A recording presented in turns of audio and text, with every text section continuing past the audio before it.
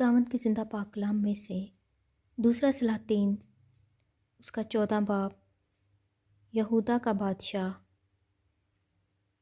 इमसिया और शाह इसराइल यहोआखीस के बेटे युआस के दूसरे साल से शाह यहूदा युआस का बेटा इमसिया सल्तनत करने लगा। वो 25 बरस का था जब सल्तनत करने लगा और उसने यरूशलेम में 29 बरस सल्तनत की। उसकी माँ का नाम यहोइदान था जो यरूशलेम की थी, और उसने वो काम किया जो खुदावंद की नज़र में भला था, तो भी अपने बाप दाऊद की मानिद नहीं, बल्कि उसने सब कुछ अपने बाप युआस की तरह किया, क्योंकि ऊंचे मकाम ढाए ना गए। लोग हनूज ऊंचे मकामों पर कुर्बानी करते और बखूर जलाते थे। और जब सल्तनत उसके हाथ में मुस्तहकम हो गई तो उसने अपने उन मुलाजमों को जिन्होंने उसके बाप बादशाह को कत्ल किया था जान से मारा, पर उसने उन खूनियों के बच्चों को जान से ना मारा, क्योंकि मूसा की शरीयत की किताब में जैसा खुदावंद ने फरमाया लिखा है कि बेटों के बदले बाप ना मारे जाए और ना बाप के बदले बेटे मारे जाएं, बल्कि हर शख्स अपने ही गुनाह के सबब से मरे। और उसने वादी शोर में 10,000 अदूमी मारे और सिला को जंग करके ले लिया और उसका नाम युक्तील रखा जो आज तक है। तब इमसियाह ने शाह इसराइल यहोआस बिन यहोआखीस बिन याहू के पास कासिद रवाना किए और कहला भेजा कि ज़रा आ तो हम एक दूसरे का मुकाबला करें। और शाह इसराइल यहोआस ने शाह यहूदा इमसिया को कहला भेजा कि लबनान के ऊंट कटारे ने लबनान के देवदार को पैगाम भेजा कि अपनी बेटी मेरे बेटे से ब्याह दे। इतने में एक जंगली जानवर जो लबनान में था गुज़रा और ऊंट कटारे को रौंद डाला।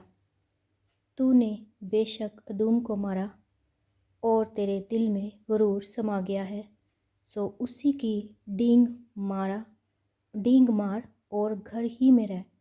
तू क्यों नुकसान उठाने को छेड़छाड़ करता है, जिससे तू भी ज़ुक उठाए और तेरे साथ यहूदा भी। पर इमसिया ने ना माना।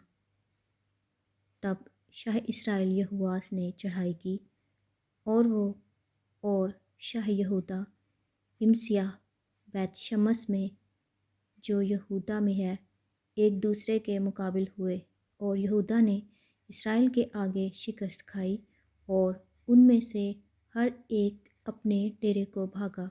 लेकिन शाह इसराइल यहोआस ने शाह यहूदा इमसिया बिन यहोआस बिन अखसिया को बैत शमस में पकड़ लिया और यरूशलेम में आया और यरूशलेम की दीवार इफ्राइम के फाटक से कोने वाले फाटक तक 400 हाथ के बराबर ढा दी। और उसने सब सोने और चांदी को और सब बर्तनों को जो खुदावंद की हैकल और शाही महल के ख़जानों में मिले और कफ़ीलों को भी साथ लिया और सामरिया को लौटा। और यहोआस के बाकी काम जो उसने किए और उसकी कुव्वत, और जैसे शाह यहूदा इमसिया से लड़ा, सो क्या वो इसराइल के बादशाहों की तवारीख की किताब में कलमबंद नहीं। और यहोआस अपने बाप दादा के साथ सो गया और इसराइल के बादशाह के साथ सामरिया में दफन हुआ, और उसका बेटा यरूबाम उसकी जगह बादशाह हुआ।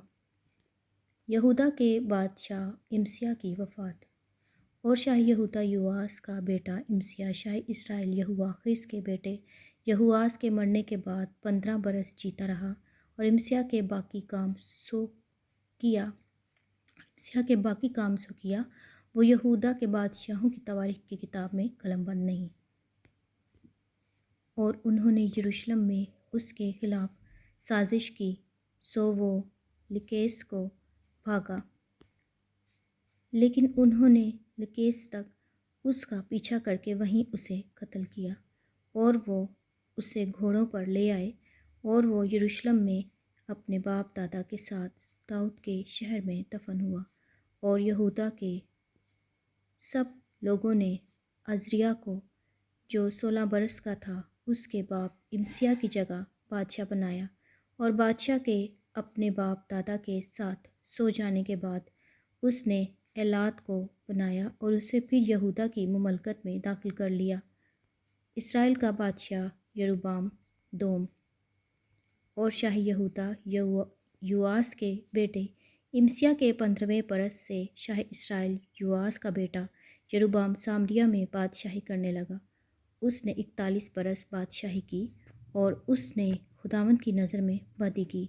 वो नबात के बेटे यरूबाम के उन सब गुनाहों से जिनसे उसने इसराइल से गुनाह कराया बाज न आया, और उसने खुदावंद इसराइल के खुदा के उस सुखन के मुताबिक जो उसने अपने बंदा और नबी यूना बिन इम्ती की मार्फत, जो जात हिफर का था, फरमाया था, इसराइल की हद को हमाद के मदखल से मैदान के दरिया तक फिर पहुंचा दिया, इसलिए कि खुदावंद ने इसराइल के दुख को देखा कि वो बहुत सख्त है, क्योंकि ना तो कोई बंद किया हुआ, ना आज़ाद छूटा हुआ रहा, और ना कोई इसराइल का मददगार था।